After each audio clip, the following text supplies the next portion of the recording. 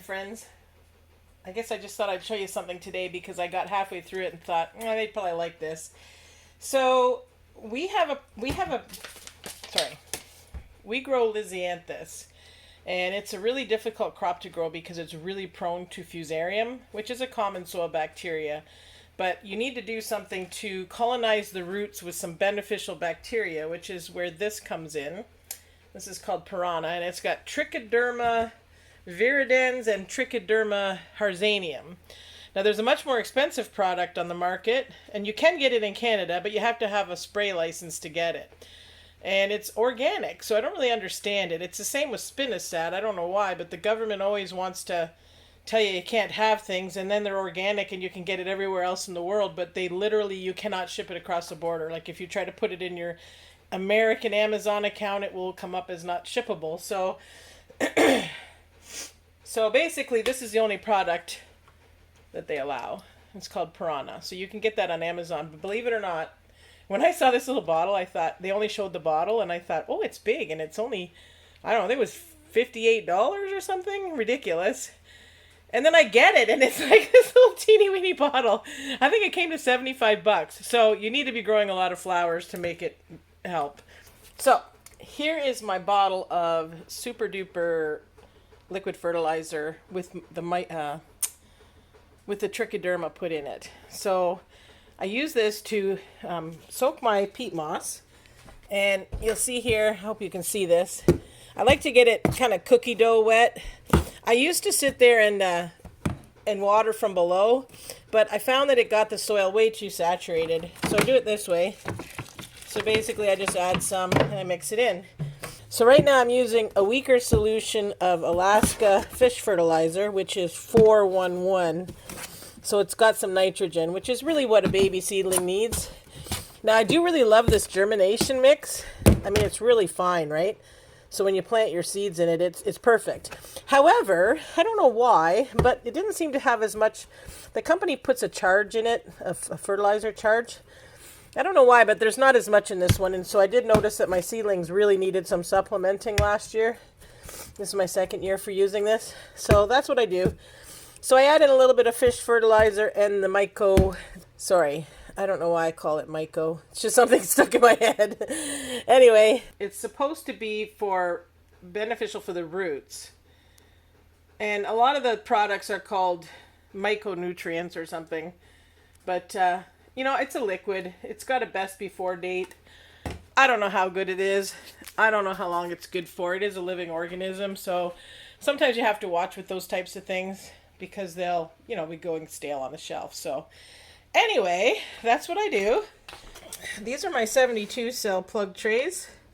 And size-wise, they're about, I don't know if you can see how tall they are, like about 3 inches. I think they're 3-inch ones.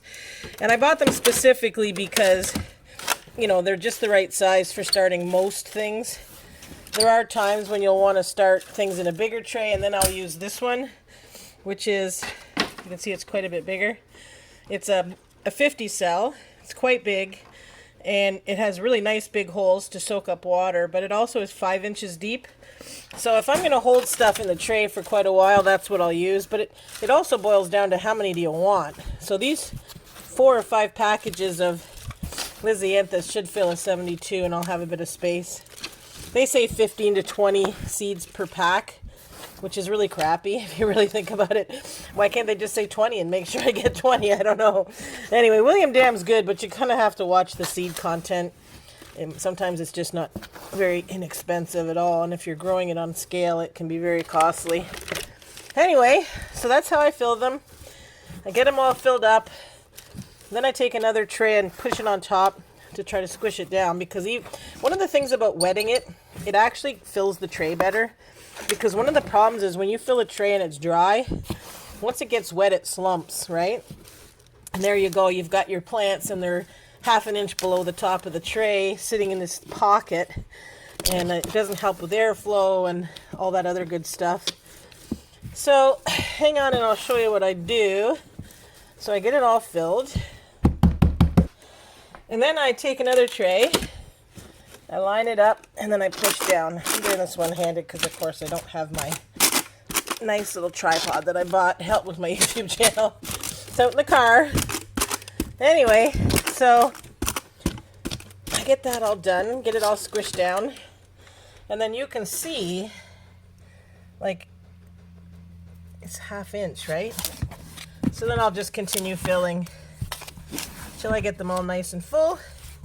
And they're already damp, and they're damp with what I want them to be damp with, which is some fertilizer and some stuff for fusarium. So basically, that's all I do now. And then once I plant the seeds, well, I can show you, but once I plant the seeds, I put a bit of vermiculite on top, and I always get the fine stuff. So then I'm ready to start. Okay, so one of the great things about William Dam is even though they're really late getting your seeds to, it's because they've gone and waited for fresh seeds. They don't restock the same seeds as last year. And you saw with the onions how that can cause a bit of a problem. So I counted them and there's 17 or 18 there. So it's right in the ballpark. So it's really simple. They are a pelleted seed, which means that they have a yellow clay covering on them, which helps to sow them more easily. So what I'll do is I have to make sure that they all fit. So I'll do a little count. And I just pat this down because I want the seed not to roll out of the center, right? Once I put it in there. And I don't want it to go under the soil because it has to have light to germinate, this particular seed. So just like that. And then I'll push it back over to the middle with my little tool that I have. And what that does, see how it would be really easy to cover that by mistake? Oops. There. Sorry. Crisis averted. But see how easy it is to cover it? So anyway, right in the middle, and then you push them down in. So normally I'll sow them in a much smaller tray. I'll sow them in the little 1 centimeter 288 trays. But I do have a problem with mold with those. But they seem to germinate better. And I think the reason is it's easier to keep them wet. So the problem is wet, too wet. The Lisianthus seems to definitely germinate much better when the soil is super wet. But then you get all that mold, or not mold, then you get all that algae. So I'm trying it in the 72 because I don't want to have to do another whole 288 tray just for like, I don't know, what is there, 80 seeds here. So then I just go along with my marker. Where's my marker? I'm going to write down Roseanne Brown.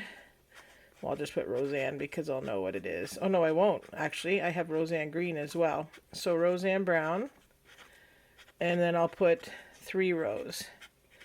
Just in case. Because sometimes you'll find that the marker, if it gets really wet from a lot of spraying, you might get a problem reading that. So you want to put some clues. You just want to make sure you know what it is at the end of the day. Okay, Jolly Pink. So this one I thought looked really interesting. And you can buy this from Geo where I get my seeds, but it's actually called something different. So if you like a variety, you kind of have to figure out which one it is when you go to buy from a large company. Sometimes the names are different. Anyway, so William Dam packages their seeds really well. So because they're going through the mail, they put this foam padding on everything. They fold it up inside of one of these packs. And then when you go to open the pack up, be careful you don't spill them, but then always make sure you rip open the package and look, because sometimes you'll get one seed stuck in the bottom. And when you're buying them like this, every seed counts, right? So the reason that they make sure that they pad them so well is those little clay seeds really, the coating on them really crushes easily, and you don't want that. One of the reasons I like to tamp these down is that sometimes when you're tamping them down, you'll find one that has a big air pocket and it really needs to have some more dirt put in it. The last thing you want is it to slump down because then there's no airflow and it makes it a little bit harder. The algae collects a little, or algae is a little bit worse because there's no airflow. So what I do when I have a small number of seeds is I put them all in and then I reposition them, and then I want them in the middle. I have OCD, and I'll take the extras and I'll sew them because when you sew things, you're gonna have some things that don't. Oh my God, I have so many extra. Well, this could be a waste, but you know what? If I sew them all now, and even if there's a little bit heavier sewing, I can always get another tray, right? I can let them grow in here because it's a 72. It's fairly big. the cell size is fairly big. And for some reason, Lisianthus doesn't care about having its roots disturbed. It doesn't like, it's really sensitive to fusarium and root problems. But I've beat these things up pretty good, and they don't seem to have a real problem. So then I use my little cork thing. I think it's for pulling corks out of wine bottles. And I push them back to where I want them. And I do like to space them out a little bit because, and which is sort of is a bummer, because when you plant 2 seeds in a cell, none of them are going to be in the middle.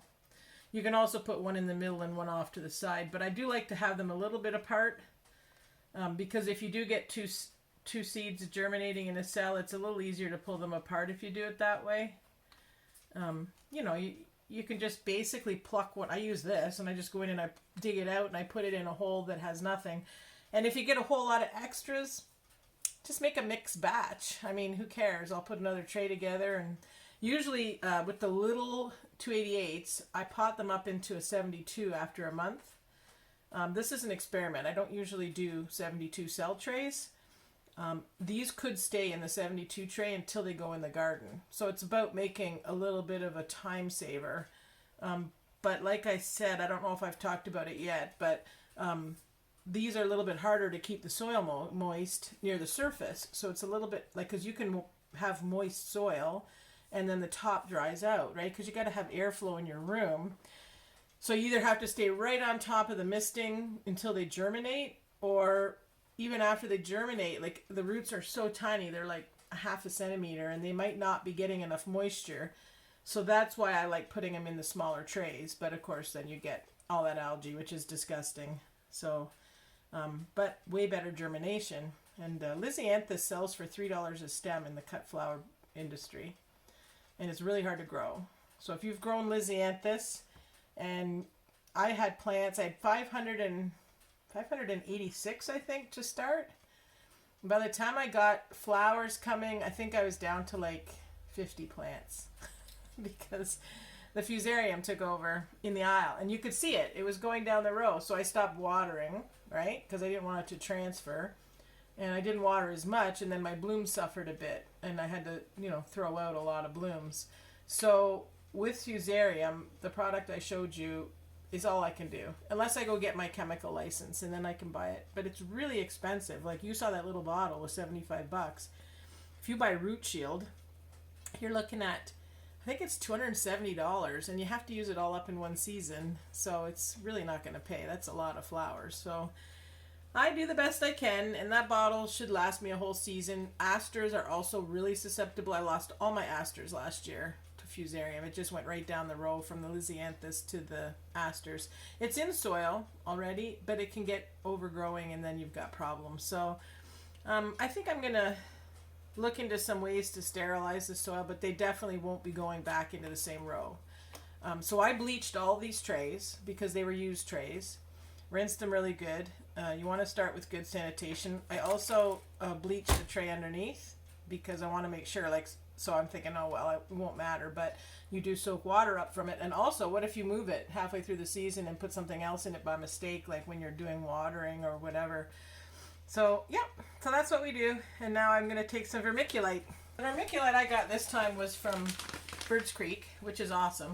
I love Birds Creek, but just happened to be really, really big chunks. So I used a mortar and pestle. First I used a food processor, but that was too big of a mess. So I used a mortar and pestle, and I pushed it through my kitchen sieve. And what I got was this really fine vermiculite.